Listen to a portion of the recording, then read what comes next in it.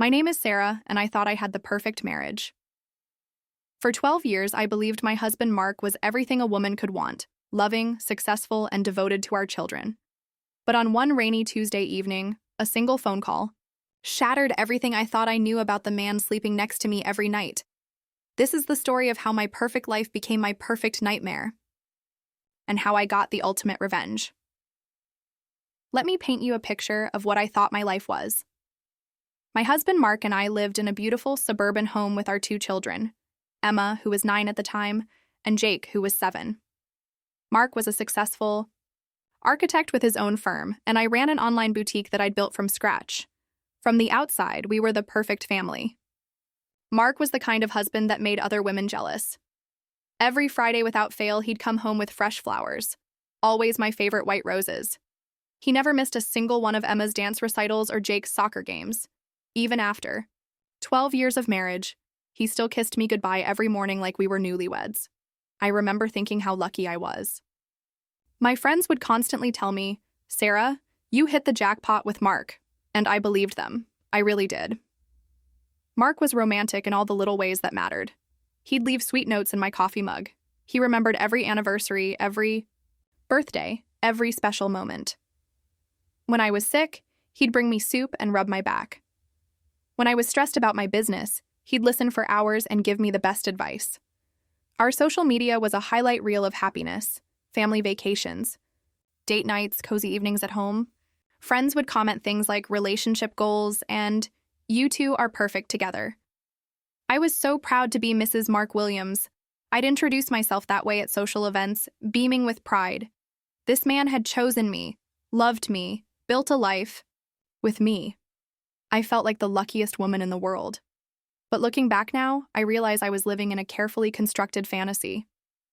And the man orchestrating it all was a master manipulator. The changes started about 6 months before everything fell apart, but they were so subtle that I almost didn't notice them. And when I did, Mark always had the perfect explanation. It began with the late nights. Mark had always been dedicated to his work, but suddenly he was staying at the office until 10, sometimes 11 p.m. When I'd call to check on him, he'd sound rushed, distracted. "Sorry, honey, big project deadline," he'd say. "You know how it is." And I did know how it was. Mark's architectural firm was successful because he was a perfectionist, so I didn't question it. Then there were the phone calls. Mark would be laughing and talking, but the moment I walked into the room, his voice would change. He'd wrap up quickly with a professional, "Let's discuss this tomorrow in the office." When I asked who he was talking to, it was always the same. Answer: "Jessica, my business partner. You know how demanding clients can be." I knew Jessica. She'd joined Mark's firm about a year earlier, young, ambitious, fresh out of graduate school. Mark had mentioned how talented she was, how she brought fresh ideas to the company. I'd even met her a few times at office parties. She seemed nice. Enough. Though I noticed she always wore expensive designer clothes that seemed beyond what a junior architect should be able to afford. The credit card statements were next. Mark had always handled our finances. He was better with numbers, and I trusted him completely. But I started noticing him quickly shuffling through the mail, tucking away statements before I could see them. "Just boring business expenses," he'd say when I asked. "Nothing you need to worry about, sweetheart." There was also the cologne. For 12 years, Mark had worn the same cologne, the one I'd bought him for our first anniversary. It was our scent, but suddenly he smelled different. When I commented on it, he laughed it off. "Oh, that?" Jessica gave it to me for closing. The Henderson project. You know how she is with gifts. The worst part was how I started to doubt myself. When I'd express concerns, Mark would look at me with such genuine confusion and hurt. "Sarah, baby, what's gotten into you lately?" he'd say, pulling me close. "You're starting to sound paranoid. You know I love you more than anything in this world." And then he'd do something sweet. Bring me my favorite coffee, plan a surprise date night, or spend extra time with the kids. I'd feel guilty for doubting him. This was Mark, my Mark. The man who'd held my hand through my mother's funeral, who'd stayed up all night when the kids were sick, who still looked at me like I was the most beautiful woman in the world. So I pushed down my doubts. I told myself I was being silly, insecure for no reason. After all, what did I have to complain about? I had a loving husband, beautiful children, and a comfortable life. But deep down, something felt wrong. I just couldn't put my finger on what it was. Tuesday, October 15th. I remember the date because it's burned into my memory forever. It was raining that evening. One of those cold, dreary October rains that makes you want to stay inside with a cup of tea. I was in the living room folding laundry while watching one of my favorite shows. Emma and Jake were upstairs doing homework. Mark had called earlier to say he'd be working late again, another client meeting with Jessica. That's when I heard it. Mark's phone, charging on the kitchen counter, buzzed with a text message. Normally, I wouldn't have thought twice about it, but something made me look. The preview on his lock screen showed just enough to make my blood run cold. Can't wait to see you tonight, baby. Room 412 like always. I have something special planned. Jessica. I stood there, holding one of Mark's shirts, staring at that message. My hand started shaking so badly I dropped the shirt. My heart was pounding so hard I could hear it in my ears. Room 412, like always. Baby. I knew Mark's passcode. It was our wedding anniversary, 0923. He'd never hidden it from me. In 12 years of marriage, I'd never once gone through his phone. I trusted him completely. But I picked up that phone, and I entered that code, and I opened his messages with Jessica. What I found destroyed my entire world in a matter of minutes. Months and months of messages. Not just flirting. Detailed, explicit conversations about their feelings for each other, their plans, their intimate moments. Photos that made me physically sick. Hotel receipts forwarded to his email. Calendar appointments, disguised as client meetings. But the worst part? The lies were so elaborate, so detailed, so carefully planned. I scrolled back to the beginning. It had started 8 months ago. 8 months of I love you messages while he was kissing me goodbye each morning. 8 months of planning secret. Getaways while he was buying me flowers every Friday, and then I found the message that broke me completely. From 3 weeks earlier. Can't wait to tell Sarah about the baby. I know it's going to be hard, but we've talked about this. It's time. To end my marriage. I want to be with you and our child. Jessica was pregnant. With my husband's baby. And they'd been planning to destroy my family for months. I kept reading, even though every message was like a knife to my heart. They'd already looked at apartments together. Mark had opened a secret bank account. They'd even discussed how to handle custody of Emma and Jake.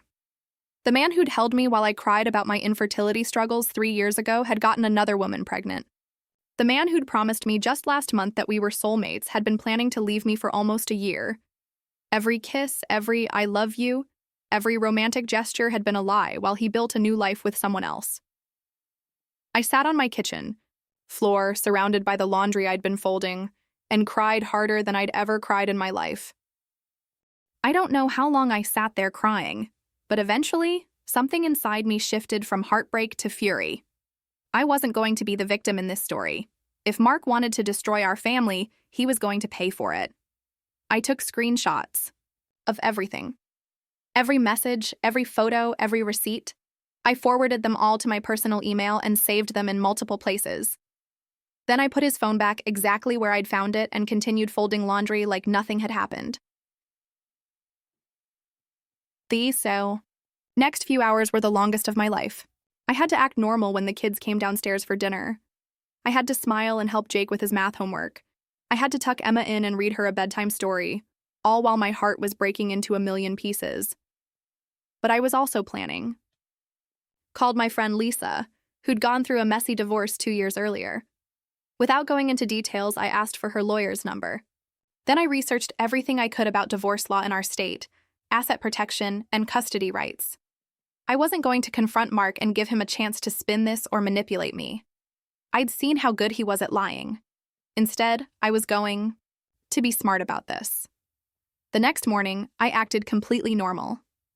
I made Mark his favorite breakfast, kissed him goodbye, and told him I loved him. He looked into my eyes and said, "I love you too, sweetheart. Have a beautiful day." The moment his car pulled out of the driveway, I called that lawyer. Attorney Margaret Chen was a shark in a business suit, and she was exactly what I needed. When I showed her the evidence I'd gathered, her eyes lit up. "Sarah," she said, "this is going to be one of the easiest divorce cases I've ever handled. Your husband just handed you everything you need." We spent the next 2 days preparing. Margaret helped me secure our joint accounts, gather financial records, and document everything. She also recommended a private investigator to gather additional evidence, because apparently there's always more than you think. The private investigator, Robert, was worth every penny. Within 48 hours, he discovered that Mark and Jessica had been meeting at that hotel twice a week for 6 months. He had photos, credit card records, even security footage from the hotel lobby. But Robert found something else, something that would make this divorce much more interesting. Mark hadn't just been cheating. He'd been stealing. For the past 2 years, Mark had been skimming money from his architectural firm's accounts to fund his affair. Small amounts at first, but it had escalated to tens of thousands of dollars. Money that was being spent on jewelry for Jessica, their secret apartment deposit, expensive dinners, and weekend getaways. Margaret smiled when Robert presented his findings. "Sarah, your husband isn't just an adulterer. He's a criminal. And that changes everything." I decided to confront Mark on a Friday night, the night he always brought me flowers. I wanted the irony to be perfect. I'd packed his belongings earlier that day while he was at work. Everything was in suitcases by the front door. I'd also prepared copies of all the evidence, neatly organized in folders. Emma and Jake were at my sister's house for a sleepover. I didn't want them to witness what was about to happen.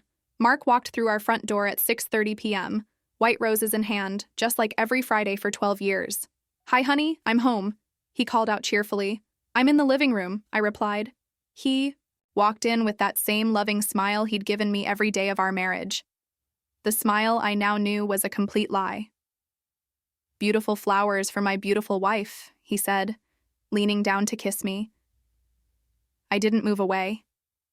I let him kiss me. Then I looked, him straight in the eyes. "How long have you been sleeping with Jessica?" The change in Mark's face was instant. The color drained completely. The flowers fell from his hands onto our coffee table. What are you talking about?"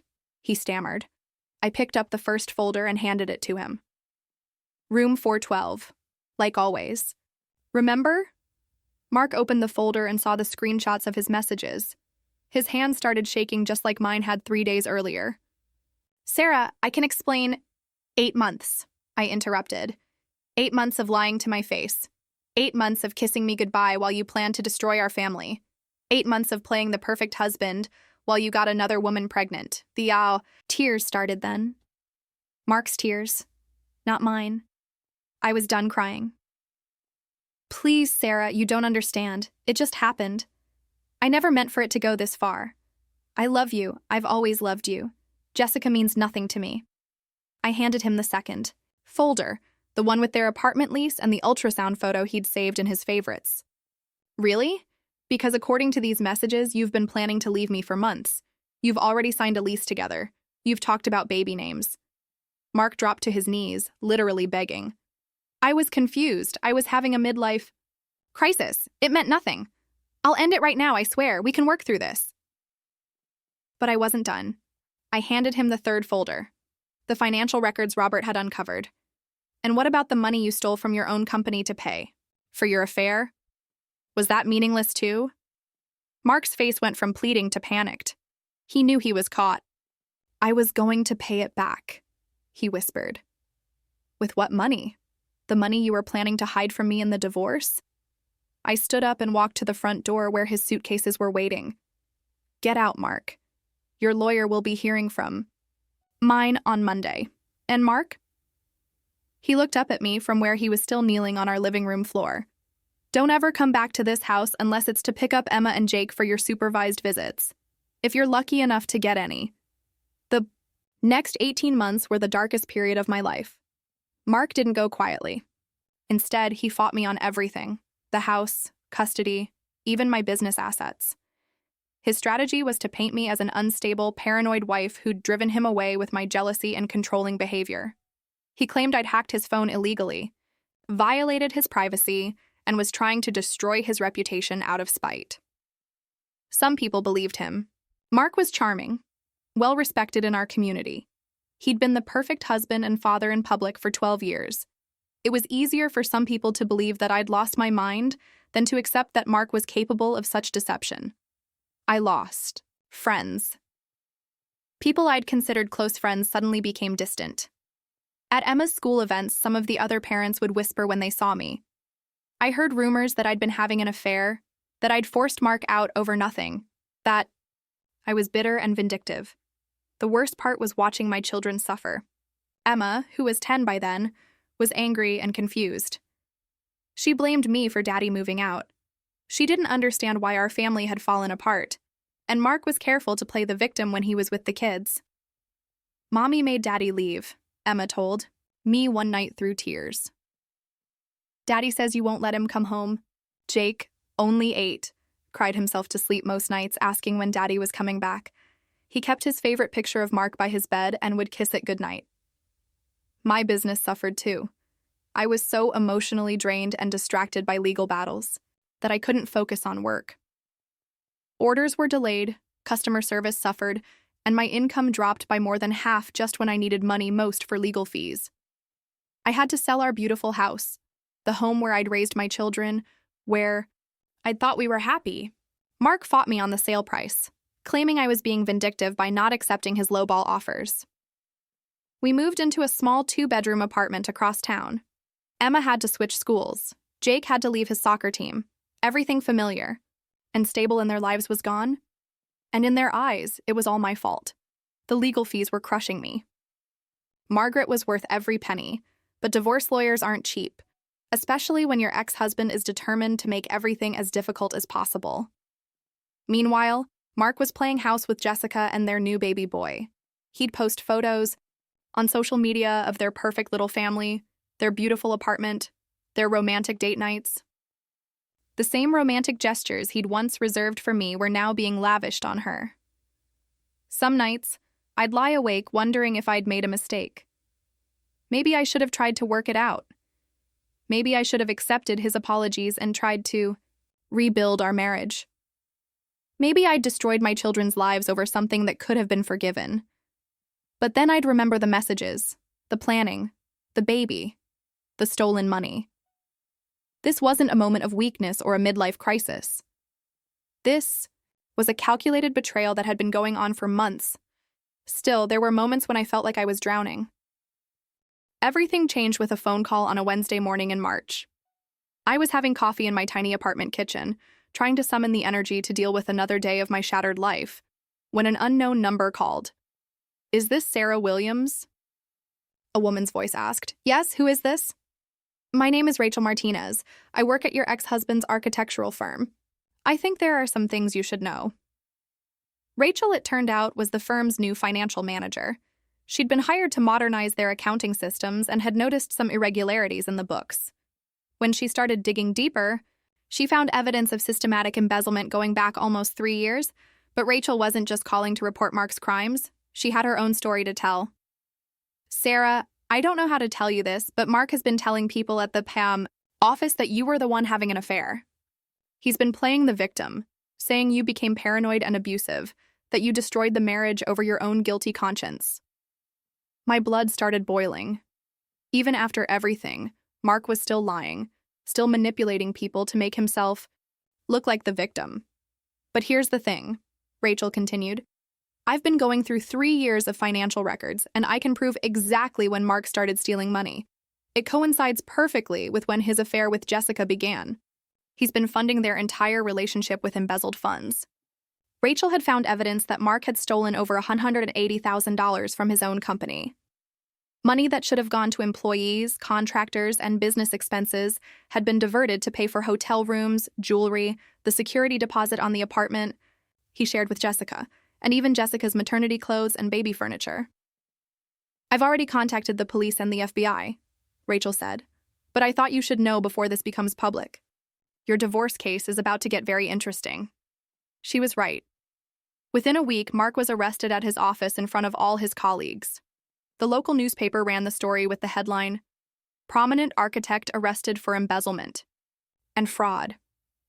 Watching Mark's perfectly constructed world collapse was more satisfying than I could have imagined. The criminal charges meant he was immediately fired from his own company.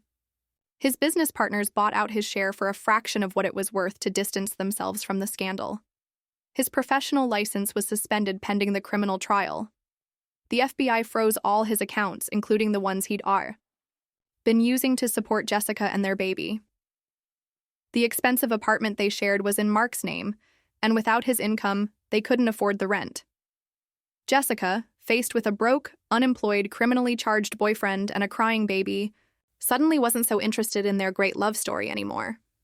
She moved back in with her parents and stopped taking Mark's calls. The man who'd promised her the world couldn't even afford to buy diapers for their son. But the best part was what happened in our divorce proceedings. With Mark facing criminal charges and his assets frozen, Margaret was able to negotiate an incredible settlement. Mark agreed to give me full custody of Emma and Jake with minimal visitation rights. He signed over his remaining interest in our house, which meant I could sell it and keep all the proceeds. He also agreed to pay substantial alimony and child support once he was employed again, if he ever was.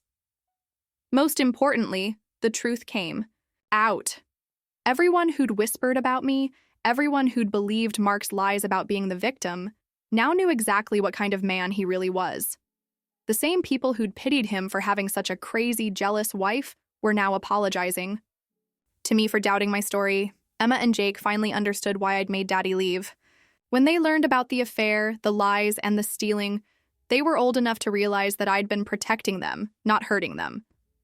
"I'm sorry I blamed you, Mommy," Emma told me one night. "Daddy lied to us, too." Mark was sentenced to 4 years in federal prison.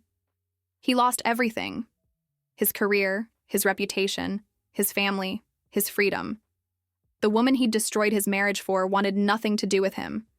His own children barely spoke to him. Meanwhile, I rebuilt my life, stronger than ever.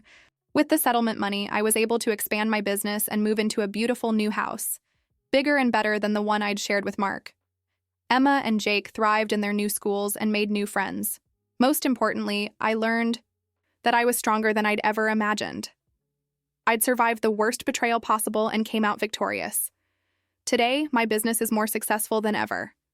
My children are happy, healthy, and proud of their strong mother. And Mark?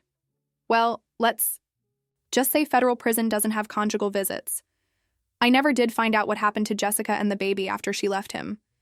But honestly, I stopped caring the day I realized my life was infinitely better without any of them in it. Sometimes life has to completely fall apart before it can come back together better than ever. The worst thing that happened to me turned out to be the best thing that could have happened. I'm no longer Mrs. Mark Williams. I'm just Sarah. And that's exactly who I was meant to be. Sometimes the people we trust most are the ones capable of the deepest betrayal. But surviving that betrayal can make you stronger than you ever thought possible. Have you ever experienced a situation where the worst thing that happened to you turned out to be a blessing in disguise? Share your story in the comments below, and remember, you're stronger than you know.